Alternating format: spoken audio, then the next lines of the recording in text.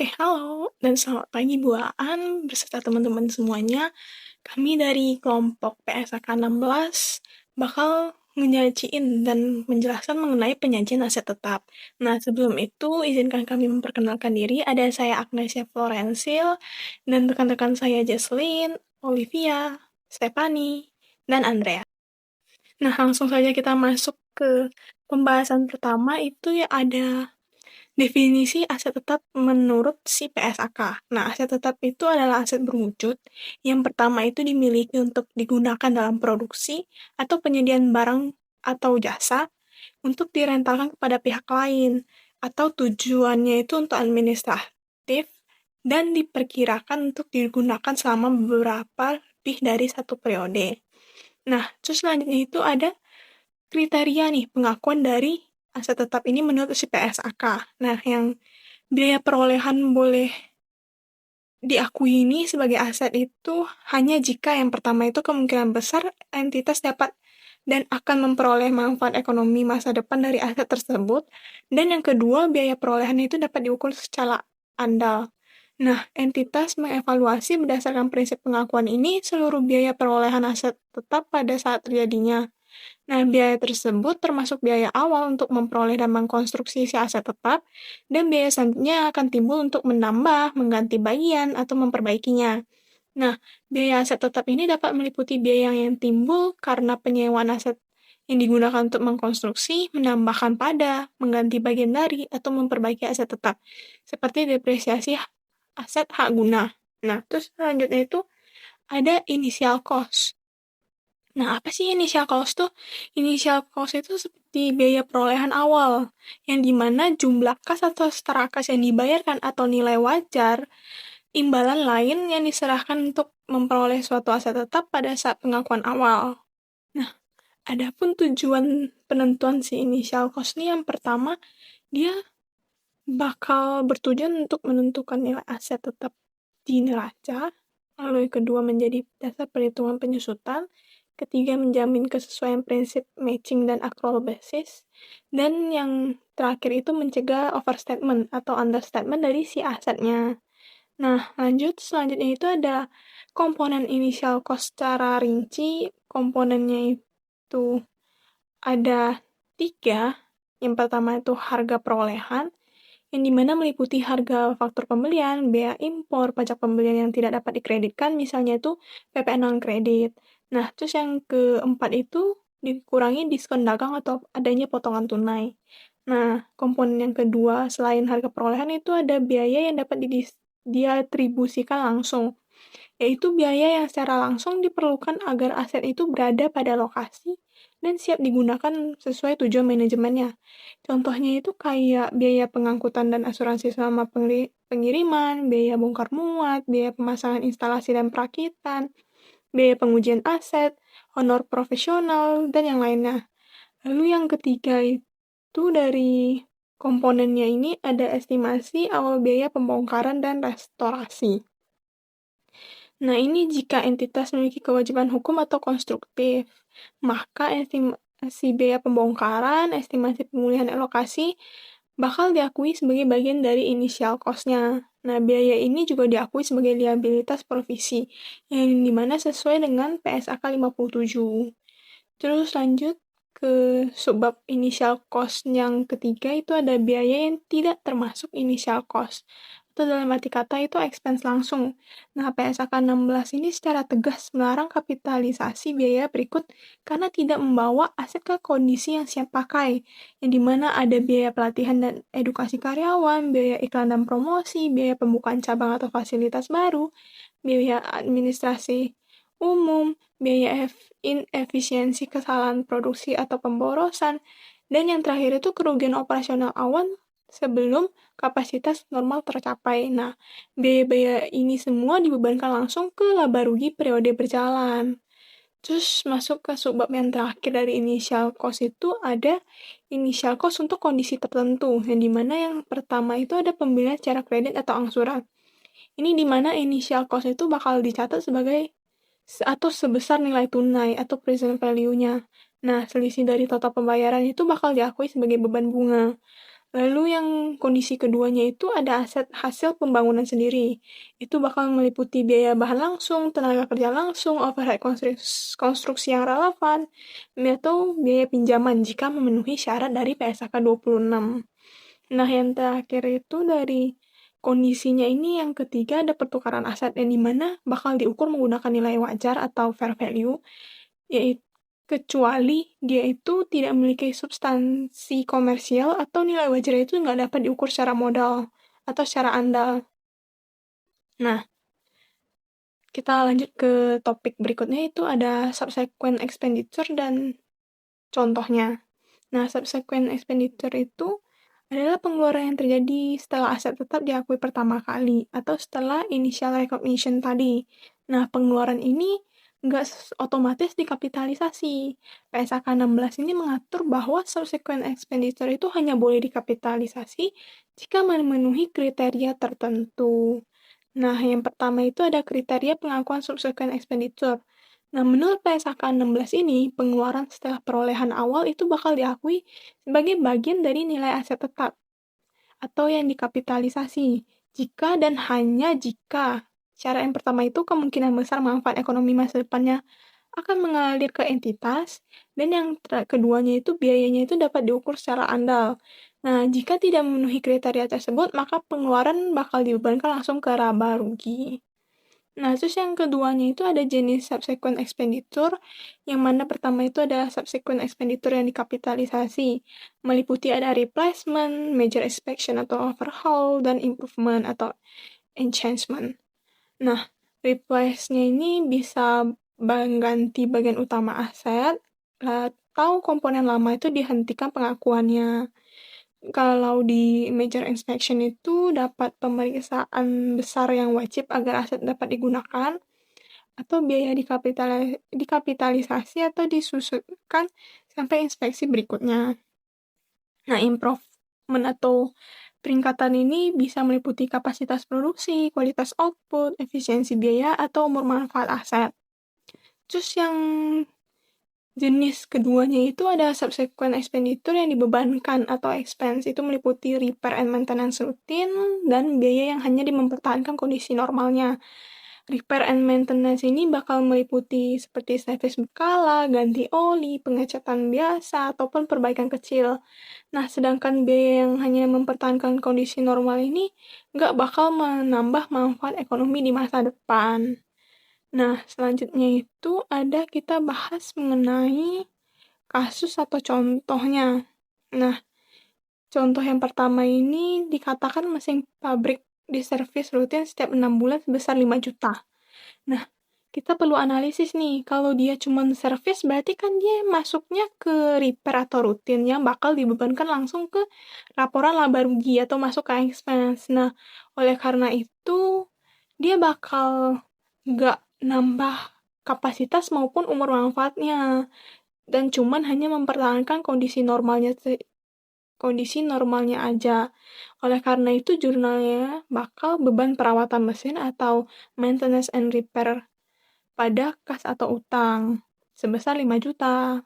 Nah, contoh yang keduanya itu dikatakan mesin lama dimodifikasi sehingga kapasitasnya itu naik 30% dan biaya modifikasinya itu 40 juta. Nah, kita analisis kalau misalnya kapasitas naik berarti kan dia bakal masuk ke bagian improvement atau kapitalisasi. Nah, oleh karena itu dia bakal menambah manfaat ekonomi di masa depan. Oleh karena itu juga maka jurnalnya adalah aset tetap atau mesin pada kas dan utang senilai 40 juta. Nah, selanjutnya bakal dijelaskan oleh teman saya. Nah, kalau disederhanakan, paragraf 15-19 ini ngomongin satu hal besar. Jadi biaya apa saja yang boleh masuk ke nilai aset tetap dan biaya apa saja yang tidak boleh. Paragraf 15 itu prinsip dasar pengukuran. Paragraf 15 itu fondasi utamanya dari pengukuran syarat pengakuan ini. Di sini, PSAK menegaskan bahwa aset tetap pada saat pertama kali diakui harus diukur sebesar biaya perolehan. Artinya, nilai awal aset tetap adalah total pengorbanan ekonomi yang benar-benar dikeluarkan perusahaan untuk memperoleh dan menyiapkan aset tersebut sampai siap digunakan, sesuai tujuan manajemen. Penting untuk ditekankan, nilai ini itu bukan nilai pasar, bukan juga nilai wajar, dan bukan nilai setelah didepresiasi. Paragraf ini jadi dasar logika. Sebelum membahas detail biaya apa saja, PSAK memastikan bahwa fokusnya adalah biaya nyata yang dikeluarkan perusahaan, bukan estimasi atau penilaian subjektif. Nah, di paragraf 16 membicarakan tentang komponen biaya perolehan, yang menjelaskan apa saja yang termasuk biaya perolehan aset tetap.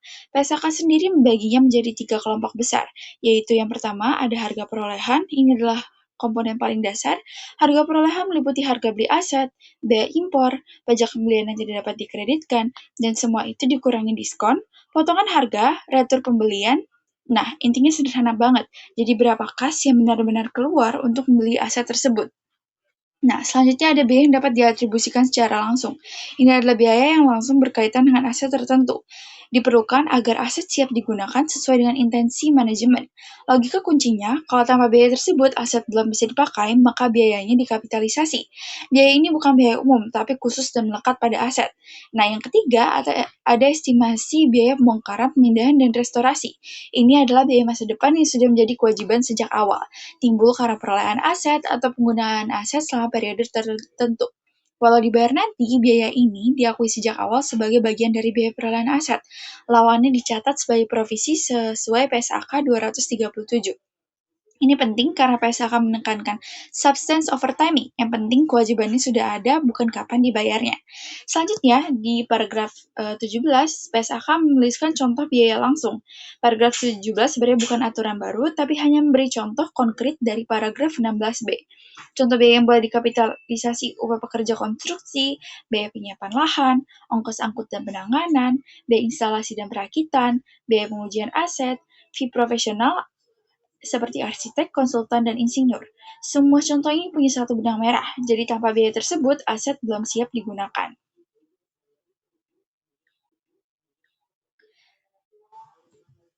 Selanjutnya, di paragraf 18, mengenai pembatasan biaya pembongkaran dan restorasi.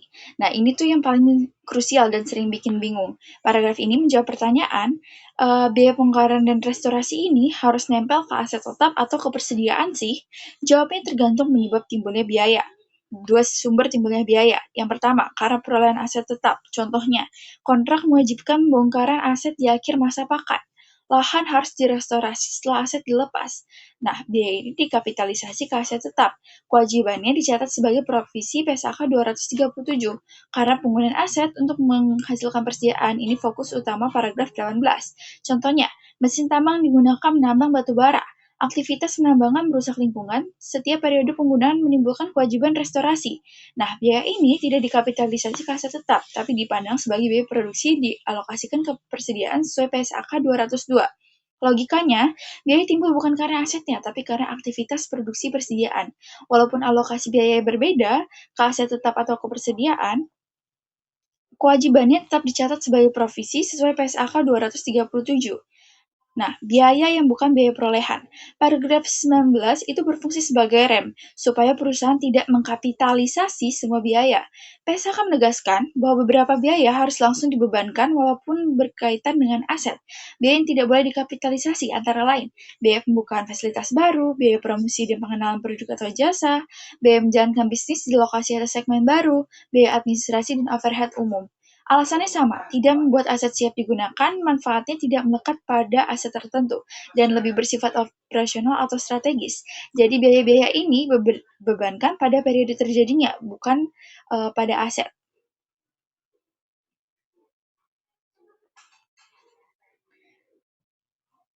Pengakuan biaya sebagai bagian dari aset tetap berhenti ketika aset sudah berada di lokasi dan kondisi yang siap digunakan sesuai tujuan manajemen. Artinya, begitu aset tersebut secara teknis sudah bisa dipakai, maka biaya-biaya muncul setelah itu tidak boleh lagi ditambahkan ke nilai aset, tetapi harus langsung dibebankan ke laba rugi. Karena itu, biaya yang terjadi saat aset sebenarnya sudah siap dipakai tetapi belum digunakan atau masih digunakan di bawah kapasitas normal tidak termasuk biaya perolehan aset tetap. Contohnya adalah biaya operasional harian atau biaya lain yang timbul karena aset belum dimanfaatkan secara maksimal. Selain itu, kerugian pada awal operasi, misalnya karena penjualan masih rendah, juga tidak boleh dikapitalisasi karena kerugian tersebut merupakan risiko usaha, bukan biaya untuk menyiapkan aset. Begitu juga dengan biaya relokasi atau reorganisasi usaha. Biaya ini tidak berhubungan langsung dengan kesiapan aset sehingga harus dibebankan sebagai biaya periode berjalan. Selanjutnya, PSAK juga mengatur kondisi ketika selama proses menyiapkan aset tetap, entitas menghasilkan barang lain, misalnya sampel produk yang dihasilkan saat mesin diuji coba.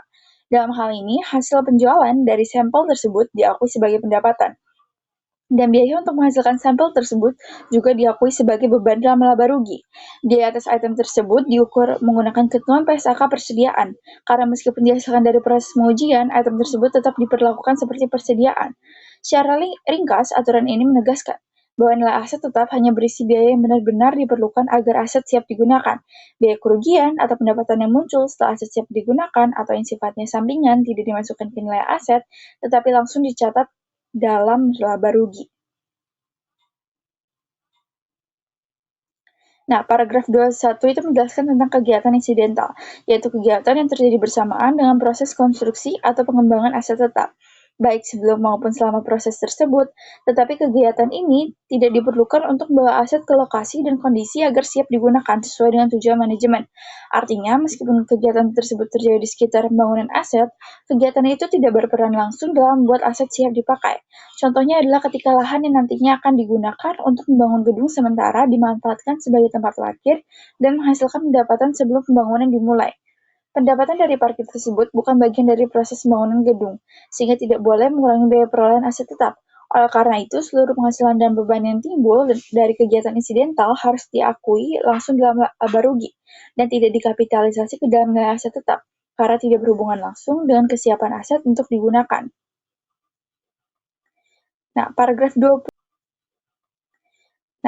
22 itu membicarakan tentang aset tetap yang dibangun sendiri oleh perusahaan, bukan dibeli dari luar. PSAK bilang, meskipun asetnya dibangun sendiri, cara ngitung biaya perolehannya harus sama seperti kalau kita beli aset dari pihak lain. Jadi, semua biaya memang diperlukan supaya aset itu selesai dibangun, dan biaya bisa dipakai boleh dimasukkan ke biaya perolehan.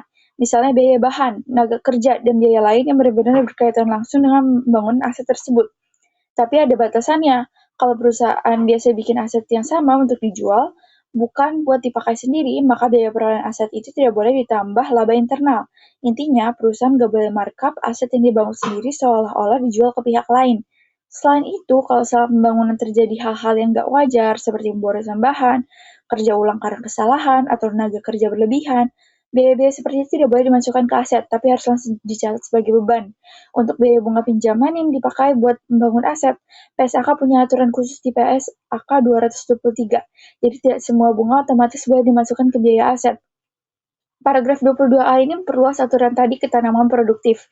Misalnya tanaman kelapa sawit, teh, atau karet, PSAK menganggap tanaman produktif itu mirip seperti aset yang dibangun sendiri.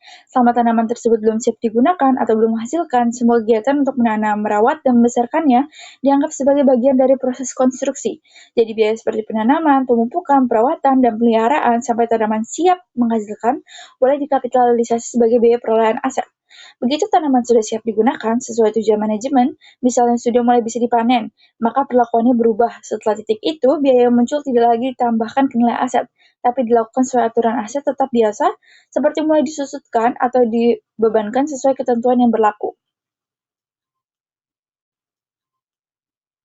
Nah, selanjutnya kita akan bahas mengenai pengukuran biaya perolehan aset tetap.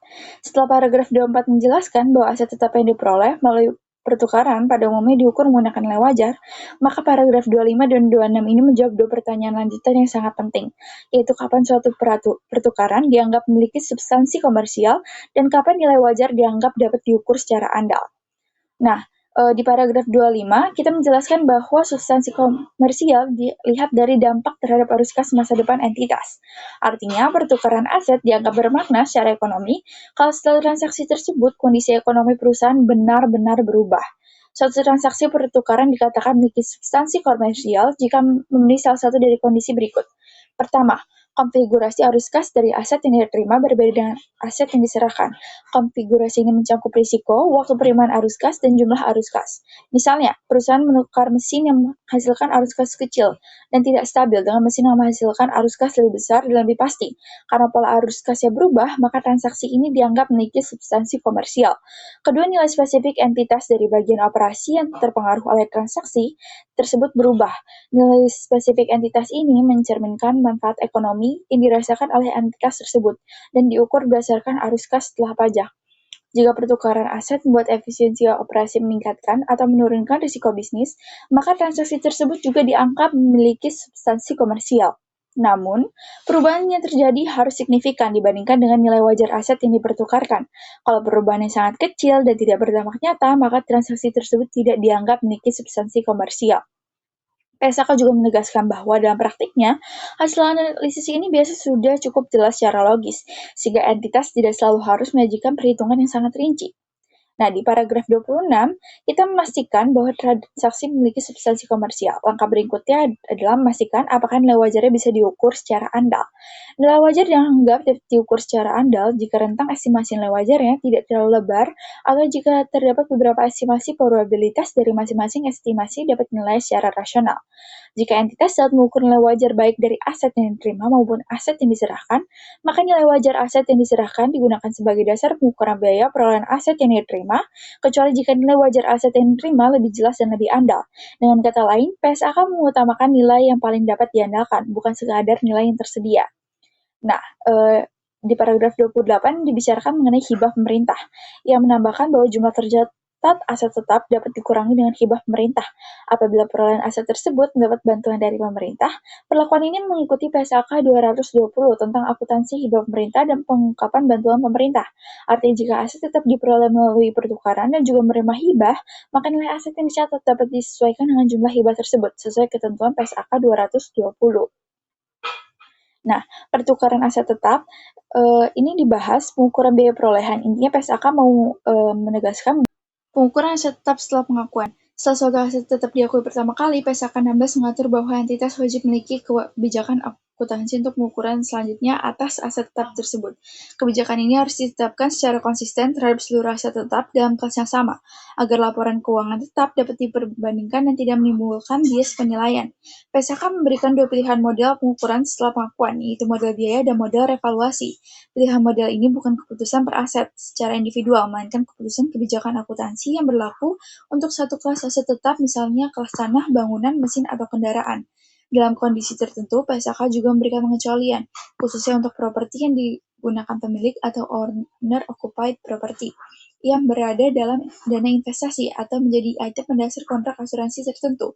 Dalam kontrak tersebut, entitas tetap menerapkan PSAK 216 atau 16, namun diperbolehkan memiliki pengukuran menggunakan nilai wajar sesuai PSAK 240 tentang properti investasi. Jika pilihan ini diambil, maka properti tersebut diperlakukan sebagai kelas aset tetap yang terpisah.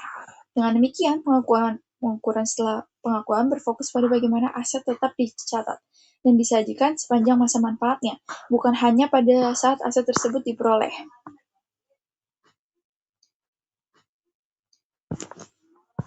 Nah, perbandingan model biaya dan model revaluasi. Dalam model biaya, setelah aset tetap diakui, aset tersebut dicatat sebesar biaya perolehan awal, kemudian dikurangi dengan akumulasi depresiasi dan akumulasi rugi penurunan nilai, jika ada. Model ini bersifat lebih sederhana dan stabil karena tidak terpengaruh oleh fluktuasi nilai pasar. Oleh karena itu, model biaya sering digunakan oleh entitas yang ingin menjaga konsistensi dan menghindari volatilitas nilai aset dalam laporan keuangan. Sebaiknya, dalam model revaluasi, aset tetap nilai wajar dapat diukur secara andal, dicatat sebesar jumlah revaluasian, yaitu nilai wajar pada tanggal revaluasi dikurangi akumulasi depresiasi dan rugi penurunan nilai setelah tanggal revaluasi tersebut. PSAK menegaskan bahwa revaluasi harus dilakukan secara cukup reguler, sehingga jumlah tercatat aset tidak berbeda secara material dari nilai wajar pada akhir periode pelaporan. Perbedaan utama antara kedua model ini terletak pada basis pengukurannya.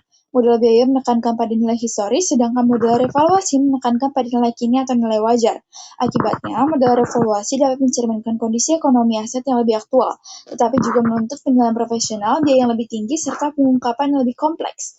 Pemilihan antara model biaya dan model revaluasi harus mempertimbangkan tujuan pelaporan keuangan, karakteristik aset, serta kemampuan entitas dalam mengukur nilai wajar secara andal, karena pilihan ini akan berdampak langsung pada nilai aset, ekuitas, serta rasio keuangan entitas.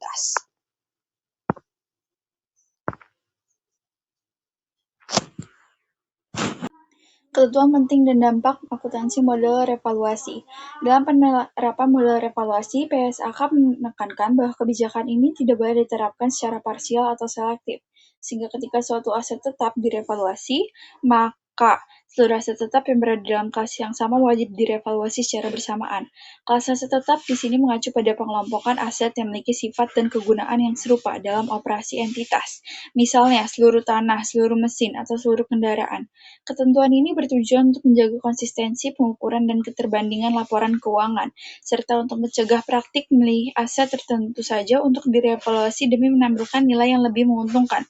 Apabila hasil revaluasi menunjukkan adanya kenaikan nilai tercatat aset, maka kenaikan tersebut tidak diakui sebagai pendapatan dalam laba rugi, melainkan diakui dalam penghasilan komprehensif lain atau other comprehensive income atau OCI. Kenaikan nilai ini kemudian diakumulasi dalam ekuitas sebagai surplus revaluasi yang mencerminkan peningkatan nilai ekonomi aset yang belum direalisasi.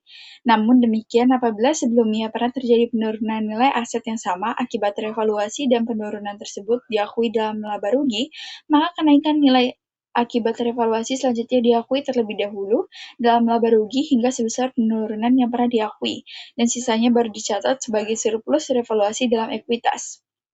Sebaiknya apabila hasil revaluasi menunjukkan penurunan nilai tercatat aset, maka penurunan tersebut pada prinsipnya diakui sebagai beban dalam laba rugi, karena mencerminkan penurunan manfaat ekonomi aset.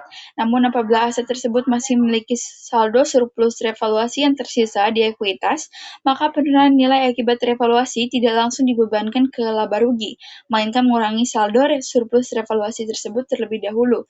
Dengan perlakuan ini, PS akan menjaga agar fluktuasi nilai aset yang belum direalisasi tidak secara langsung mempengaruhi kinerja laba rugi, sepanjang masih terdapat cadangan revaluasi yang tersedia.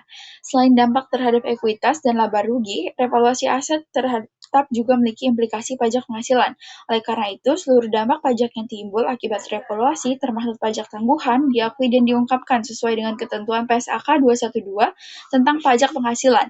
Hal ini penting karena perubahan nilai tercatat aset dapat menimbulkan perbedaan temporer antara nilai akuntansi dan nilai fiskal aset tersebut.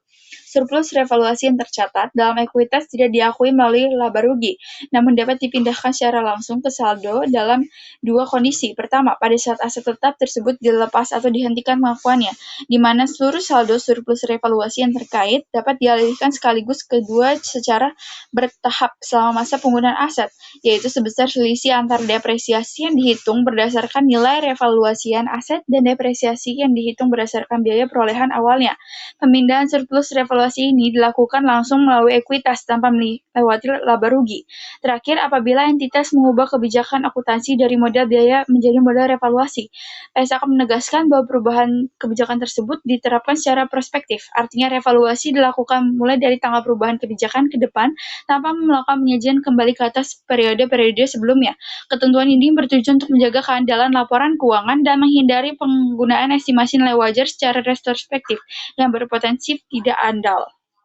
Selanjutnya terkait materi depresiasi akan dijelaskan oleh saya, Andreas Tumalono Ambarita dengan NIM 2024-50157. Pertama-tama kita akan membahas pengertian dan tujuan depresiasi yang menurut PSAK 16. Jadi pada bagian ini PSAK 16 menjelaskan bahwa depresiasi itu adalah proses pengalokasian jumlah yang terdepresiasi aset secara sistematis selama umur manfaatnya.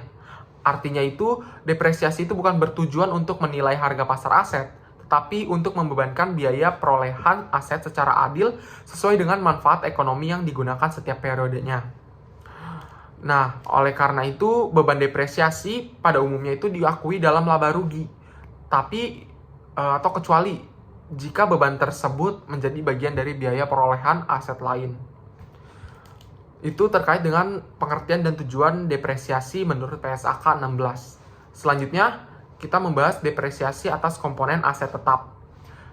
Nah, pada PSAK 16 menegaskan bahwa jika suatu aset tetap terdiri dari beberapa bagian yang biaya perolehannya signifikan, maka masing-masing bagian dari aset tersebut harus didepresiasikan secara terpisah. Hal ini dilakukan karena setiap bagian dari aset tersebut bisa saja memiliki umur manfaat dan pola pemakaian yang berbeda-beda. Nah, namun jika terdapat bagian yang memiliki umur manfaat dan metode depresiasi yang sama, bagian tersebut bisa dikelompokkan untuk dihitung atau didepresiasi secara bersamaan. Kayak gitu, digabung dan didepresiasi secara bersamaan ya. Nah, selain itu bagian aset yang tersisa tetap harus didepresiasikan meskipun nilainya tidak signifikan secara individual. Selanjutnya terkait dengan pengakuan beban depresiasi. Secara umum, beban depresiasi itu diakui dalam laba rugi setiap periode.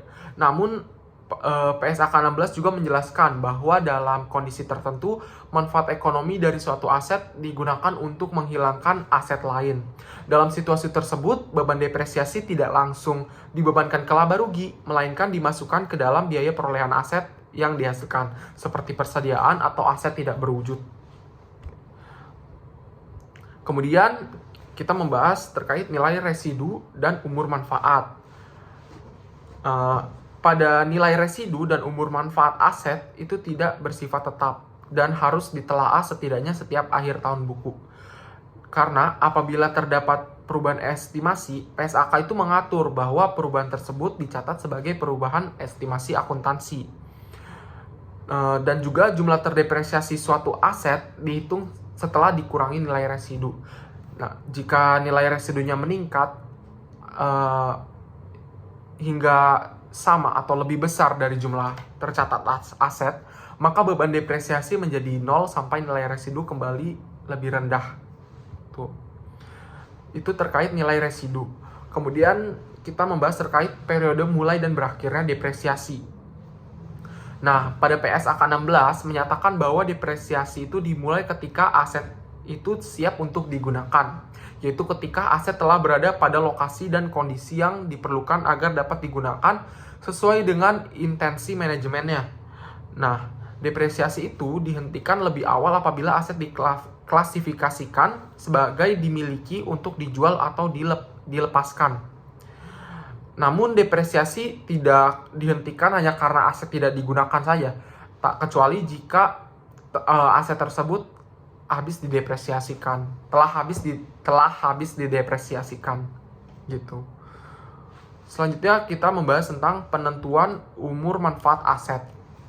Nah, dalam menentukan umur manfaat, PSAK itu menegaskan dan menekankan bahwa dasar penentuannya adalah kegunaan aset bagi entitas.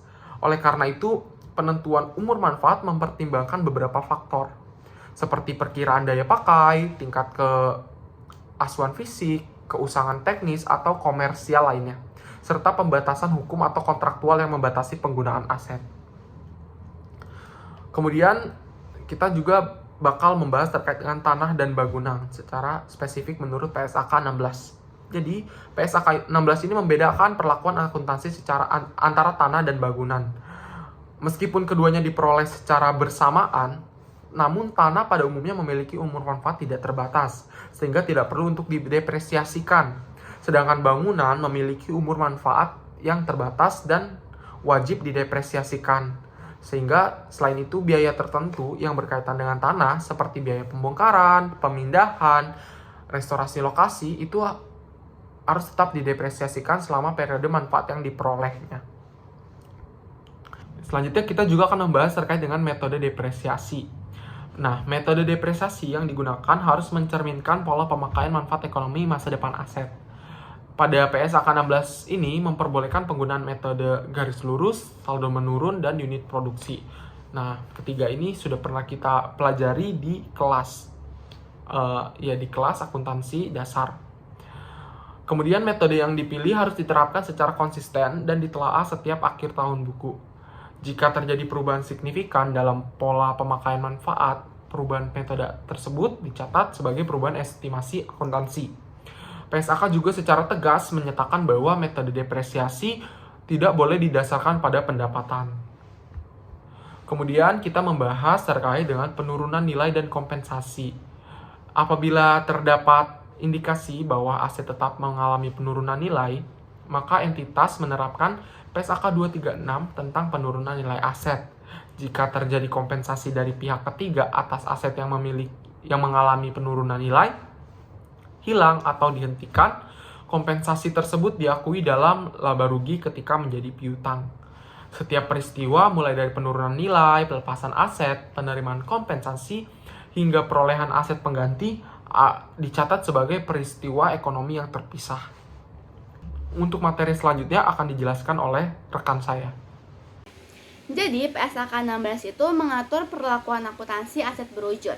Dan meskipun tidak secara langsung mengatur impairment atau penurunan nilai, yaitu bekerjasama dengan PSAK 48 tentang penurunan nilai, yang menentukan kapan sih aset tetap itu harus dicatat lebih rendah dari nilai bukunya. Nah, impairment itu merupakan bagian dari pengukuran setelah pengakuan awal aset tetap, di mana perusahaan itu menilai kembali apakah nilai tercatat aset itu masih dapat dipulihkan atau tidak. Oke, selanjutnya itu ada indikasi impairment.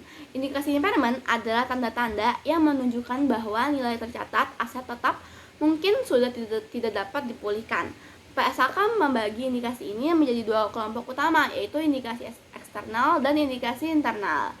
Oke, kita lanjut ke indikasi eksternalnya dulu. Jadi indikasi ini yang berasal dari kondisi di luar perusahaan, antara lain yang pertama, penurunan signifikan nilai pasar aset.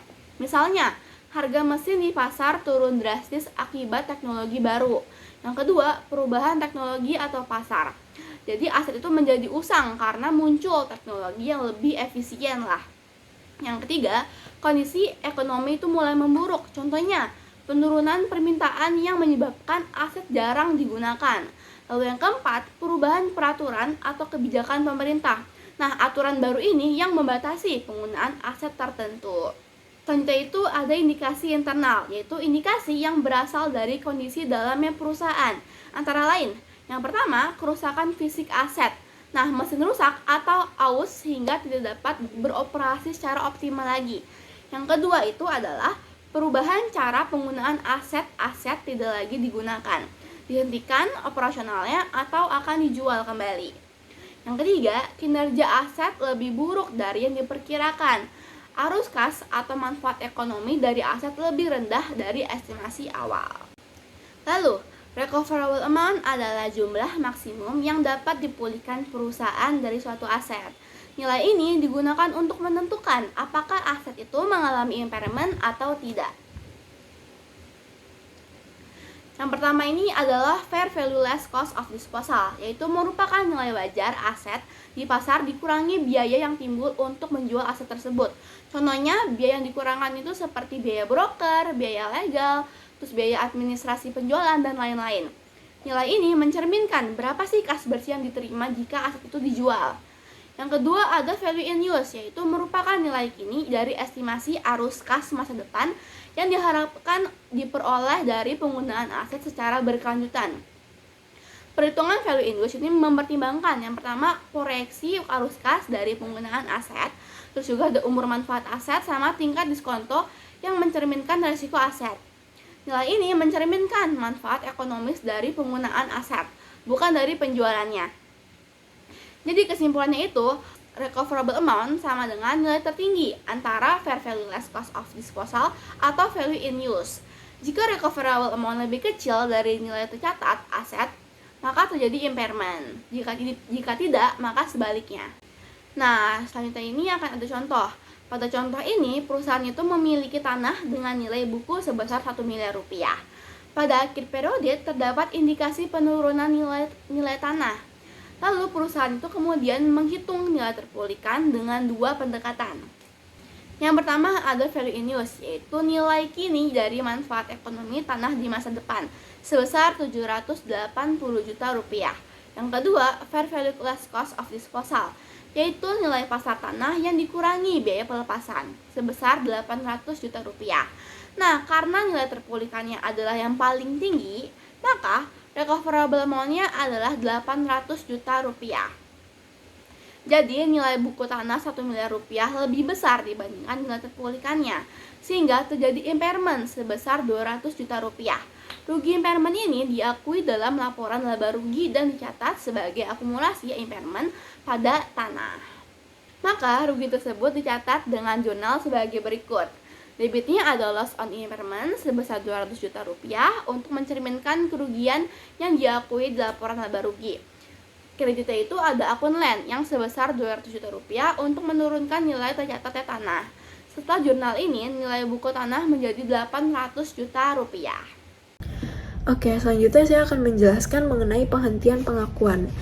Jadi, definisi dari penghentian pengakuan aset tetap adalah kondisi ketika jumlah tercatat aset tetap itu dihentikan pengakuannya ketika yang pertama pelepasan aset tersebut, jadi misalnya asetnya tuh dijual, dihibahkan, atau ditukar, dan yang kedua itu tidak terdapat lagi manfaat ekonomis masa depan yang bisa diharapkan dari penggunaan atau pelepasan aset tersebut.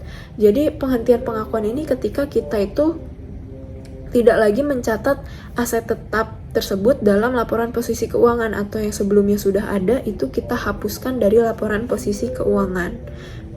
Nah, tanggal pelepasan aset tetap sendiri adalah tanggal penerima memperoleh pengendalian atas aset tetap tersebut. Nah, selanjutnya ada pengakuan keuntungan atau kerugian pelepasan aset. Jadi, pengakuan keuntungan atau kerugian pelepasan aset tetap ini kita akui dalam laporan laba rugi. Jadi, ketika suatu aset tetap itu dilepaskan, misalnya dijual, dihibahkan, atau penggunaannya dihentikan, maka dampak keuangannya itu bisa berupa antara keuntungan atau kerugian. Nah, keuntungan atau kerugian ini harus kita catat dalam laporan laba rugi pada periode terjadinya pelepasan. Begitu. Selanjutnya, keuntungan itu bukan pendapatan operasional. Kenapa? Karena pendapatan operasional itu berasal dari kegiatan utama perusahaan. Jadi misalnya perusahaan itu melakukan penjualan, atau misalnya perusahaan jasa, dia melakukan jasa. Nah, itu yang disebut sebagai pendapatan operasional. Sedangkan kalau kita misalnya melepaskan aset atau menjual aset, itu tuh kan gak rutin, gak setiap saat, dan gak selalu kegiatan utama kita tuh itu. Makanya kita catat keuntungannya itu sebagai pendapatan lain-lain dan bukan pendapatan utama perusahaan. Oke. Nah, selanjutnya untuk menghitung laba atau rugi itu kita bisa dapat dari selisih jumlah hasil pelepasan neto dan jumlah tercatat aset itu. Nah, selanjutnya ada aset tetap yang dialihkan menjadi persediaan. Apabila kegiatan utama entitas atau perusahaan adalah menjual item aset tetap kepada pihak lain, maka aset tetap yang siap dijual itu bisa dipindahkan ke persediaan atau inventory. Nah, penjualan aset tersebut juga bisa diakui sebagai pendapatan sesuai dengan PSAK 115 dan 105. Oke, selanjutnya ada penggantian sebagian aset tetap. Jadi apabila bagian dari aset tetap diganti, maka bagian yang lama harus dihapus atau di-derecognize dari pembukuan supaya aset tidak double counted. Jadi misalnya kita mengganti sebagian atap rumah. Jadi atap yang lama ini harus kita hapus dulu, baru kita boleh catat atap yang baru. Kenapa gitu? Kalau misalkan nggak kita hapus, kita sebelumnya sudah pernah mencatat atap yang lama. Kemudian kita catat lagi atap yang baru. Nah, jadinya tuh perhitungannya double. Padahal atap yang lama ini udah gak ada, atau misalnya udah kita ganti atau udah kita buang kayak gitu. Itu tujuannya. Nah, selanjutnya ada jurnal. Jadi untuk jurnal aset yang dijual itu kita mendebit cash, accumulated depreciation. Terus juga kalau misalnya loss kita bisa catat di debit, dan kalau misalnya gain kita bisa catat di kredit. Terus kreditnya itu ada fixed asset. Nah, untuk aset yang dihapus, karena asetnya dihapus jadi udah pasti kita rugi. Jadi kita bakal catat loss on disposal of fixed asset di bagian debit, dan accumulated depreciation juga di bagian kredit, dan bagian kreditnya ada fixed asset. Nah, selanjutnya apabila asetnya ditukar, yang pertama kita bakal debit fixed asset yang baru, terus juga kita mendebit accumulated depreciation dari fixed asset yang lama. Terus di bagian kreditnya ada fixed asset yang lama.